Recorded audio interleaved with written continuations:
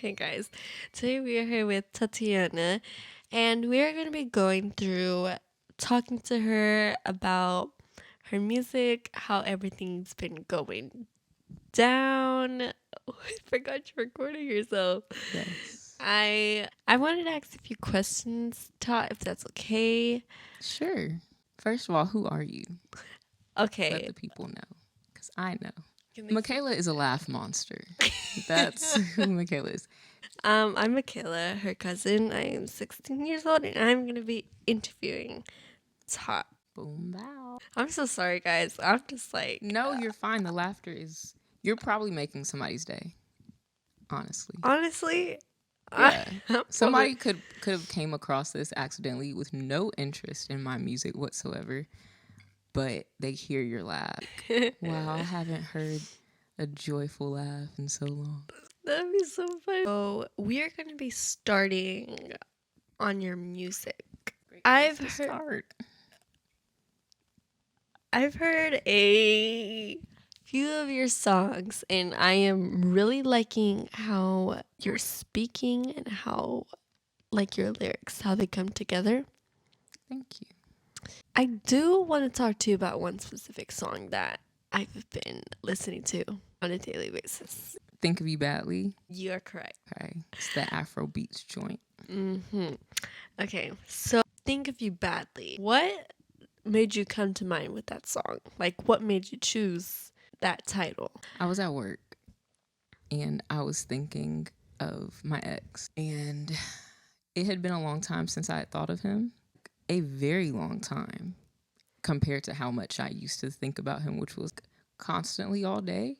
So in comparison to that, it had been a few months.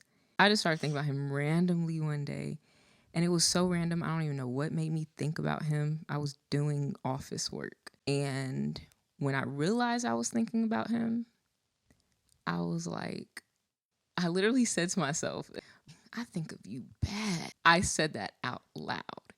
And it was so real. I wasn't thinking about a song. I wasn't thinking about anything. It was just like really how I felt.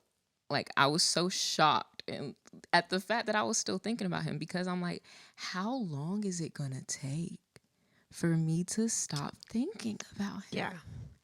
Like, it's kind of ridiculous because you think you're over somebody and then you never know what is going to make you think about them again. And what was crazy about that moment is that there was nothing in particular that really made me think about him. It just happened.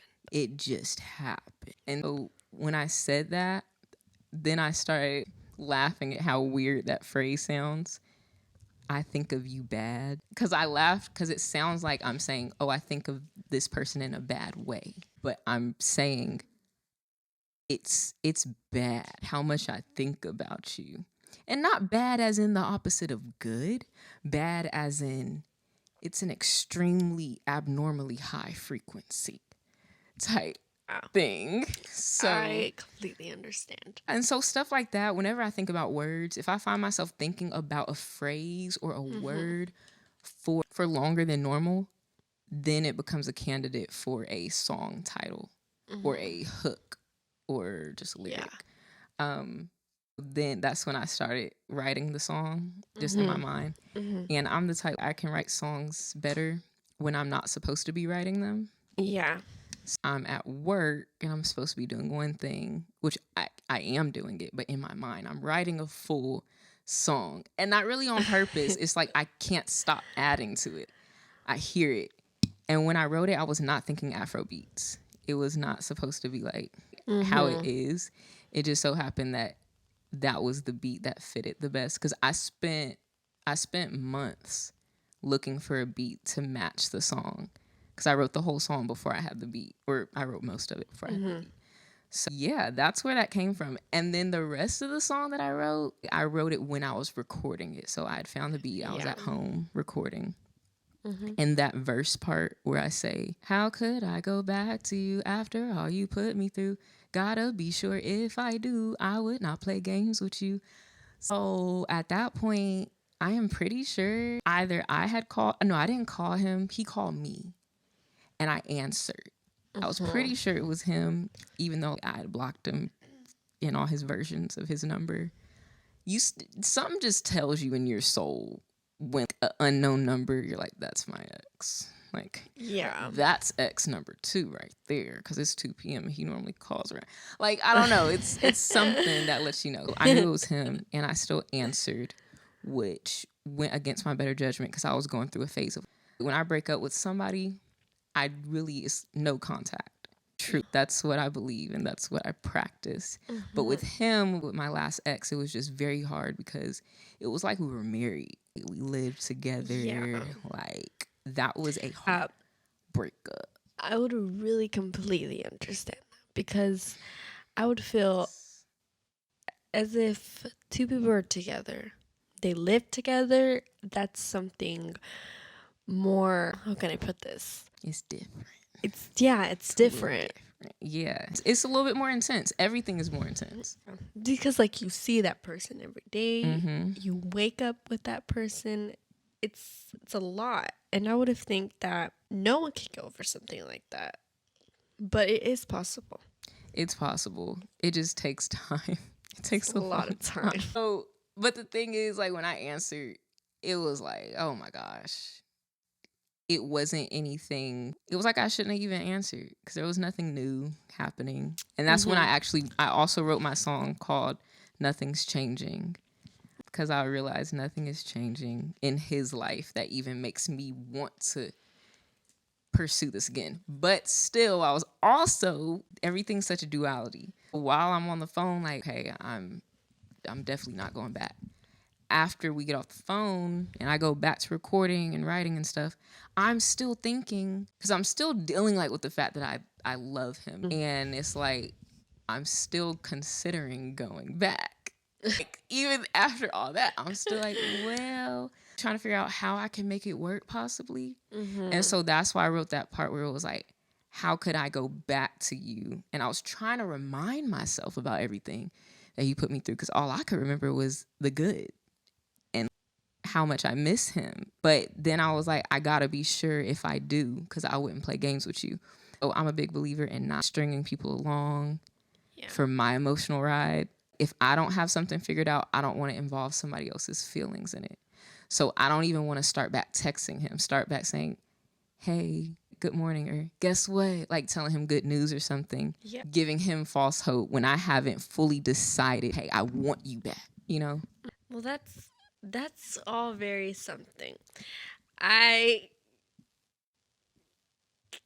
love it. That's all very something. Like, I would feel as if someone were to be in your type of situation. Like me personally, I would have probably the same thing that you're doing. You think? Yeah. That's super good, because at 16, I was not doing that. I wasn't thinking like how I think now, so that's really good. I keep thinking that I'm a different person in this podcast. I totally understand. I had to remind myself just like a couple minutes ago, okay, be real. When I was like, am I going to say that we live together? That's what happened. I keep thinking this is not us. And you literally said you was 16 at the beginning. It's okay. It's what the mic does to you. This is what it's about. This is exactly what it's about. Have you seen those reels that's making fun of podcasts? No. It's like people, as long as you get on a podcast, as long as you call it a podcast, if you get a mic and then have certain angles, you can literally say anything. But the fact that it's a podcast makes it more valid. And they were just not saying stuff. They were like, the thing about it is that as an entrepreneur, you have to, but here's what really gets you going. They weren't saying anything at all. Back to what we were talking about. Wait, back to what? Back to what we were talking about. Yeah. Okay. I've also heard another one of your songs that I really liked, Nothing Major. Ooh, that's my baby. Yes. I really liked how you talked in that song. Your voice, it sounded really, really nice. Like, it sounded very, I wouldn't say edited. It's you, but it's really nice. It sounded professional. It sounded professional. Girl, it better sound professional. I put some money into that song. Oh my That God. is probably the song that I put the most money into. There's 2 reds. It's fine at this point. Okay. It's gonna have the reds. It shouldn't, but it's going to. So I want you to talk about that song for me. What made you the lyrics? How did all those come together for you? How did well, that song was from the heart. Oh girl, we are loud. I know. I know. Let's try this. Intermission, guys. It's okay. Okay. We're back from intermission. We had a few complications. You killed that. We're gonna be come back to. Okay, I really don't want to. I want to move on from the music. I want to talk to you about your personal life. Now, just wait 1 second. Let me just answer in like 2 sentences the nothing major question, because we had technical difficulties. But I wrote nothing major when this is probably actually going to go right into what you were about to ask about. But I wrote nothing major after I moved back to Kentucky from Atlanta. And I was literally laying in bed after crying again, because I was just like crying all the time at that point. I moved back in with my parents, and I was telling God that I'm done with this whole cycle of breaking up and like falling in love and working through relationship struggles just to eventually break up in the end and have to go through this whole healing cycle. Like, I'm actually over it. And out of that prayer or declaration to God came nothing major. And that's all from the Lord. Straight from the Lord. Straight from the man above. Okay, guys. What else do I want to ask? You said you wanted to ask about my personal life. Oh, right. Now, personal. Personal. Girl, what life? No, I'm playing. I have a life. Tatiyana does have a life, y'all. She is not boring. Tatiyana is really not boring. She's that lit. Your personal life. Well, here's what I'll say. To a lot of people, I am boring. Like right now, how I live my life. Sometimes I bore myself, to really be honest with you. Because there's a lot that I have changed in my life. And actually, we were talking about Lil Baby. On his new album, he has a line where he says, sometimes staying focused gets boring. If that is not the realest thing. That is. I felt that in my gut. Her soul. Yes, for real. Because sometimes that's the reason why you go back to exes or old habits or just like whatever. Because being the person that you want to be, sometimes it is actually boring. Like that transition period before you're used to this new life. I don't think I'm boring to my angels though. I think I keep my angels pretty busy. So to wrap things up, what would you like to... What made you want to wrap... I'm sorry. I was making fun of Mikayla for having trouble opening her water bottle. And I'm sitting here trying to open mine quietly, but it was not opening. What made you want to write music? I wrote music just from a very young age. I wrote music before I knew that's what it was. I always thought it was poems. So you can ask my mom. I had diaries and journals hidden that I would not show anybody, that I still have. And I would like write my feelings, and I would go in. I was probably kind of I wasn't a different person. It was still me, but it was just a side of me that I didn't feel like was okay to show people. You never opened about. What do you mean? It was like your personal space. Yes. That was like your zone. Yes, exactly. I feel like that's like mostly what all diaries are about. People just spilling their heart out. Yes. And I was always like just a weird little kid, like a weird person, even as a young kid. So I'm writing my diary, but I'm rhyming things, and I'm writing, but my words are making a picture of something. Like it was always, I don't know, very artistic. And then sometime like elementary, middle school, about around that age, I realized that it was definitely middle school.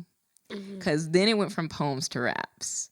And I was like, okay, if I put a beat to it, it can be raps. And then I realized if I put music behind it, it's a song. So that's when I realized I write songs. But I still wasn't going around telling people that. It was just something that I did for me. And then like as life went on, I realized, oh, this is what it means to be a singer. This is what it means to be in the music industry. This is what they do. What I've been doing all my life. Oh, they're the same thing. Oh, people get paid for this. Oh, you have to pay for studio time, which I didn't know that. But writing songs has always been a part of me. It's just like the business side that is kind of new. And I'm trying to like monetize what I would really do without being paid for it. Natural born, baby. It's in me. It ain't on me. Okay, guys, to wrap things up, we want to say a big thanks to Tatiyana. Thank you. A big thanks to Mikayla for doing this interview. Yes, thank you, Mikayla. We were at Tat's mom's house, and I was just there. She came. Well, she was already there. It was we went upstairs. No, she was editing, and I came and I just wanted to sit with her and just talk. Yes. And we both randomly thought, what if we did an interview? We were going to do it right then and there, but it wasn't in the cards. It was not. We had two little goblins with us. Munchkins. Goblins is like, oh gosh. Munchkins is like, they can be goblins sometimes, but at their core, they're munchkins.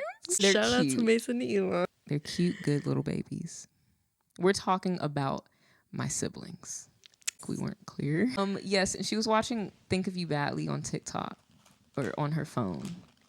And then she was like, Todd, what made you write that? And I was like, good question, Mikayla. Get back at me later. That's kind of how it happened. We're like paraphrasing. And she's tearing up my candy. Thank you all very much for tuning in with me and Todd. We're going to be ending the session right here. Absolutely. But we will be doing more interviews just like this in the future. Girl, do not tell these people. No, Todd, we actually need to do interviews like this. Okay, well, who knows? Who knows what will happen? Because y'all, again, Mikayla lives in California. But I do be here on weekends. She is capping to y'all right now, okay? I did not be on your weekends. That's what I'm saying. You never know life. Who knows? Literally tomorrow, you could become you could not be working. A millionaire. And I don't think that would change the fact you have to go to school. You could transfer. Oh my goodness. Who knows? I'm just saying, all I'm trying to say is that anything could happen, and this is supposed to be a happy moment. Anything can happen, not like bad. Anything can happen. We're going to be ending this now. Bye, you guys. Anything can happen. Bye. Trust in the Lord and pray every night. Amen. Say your grace. Amen. And always Holla trust in your yourself. Girls. Holla at your girls. Hashtag God loves you. Peace. I really like that. Holla at your girls. Because I was like, oh, that's a good name. Holla. And I'm thinking like HOLLAATYA. Girls. Just regular spelling. That was really good. Because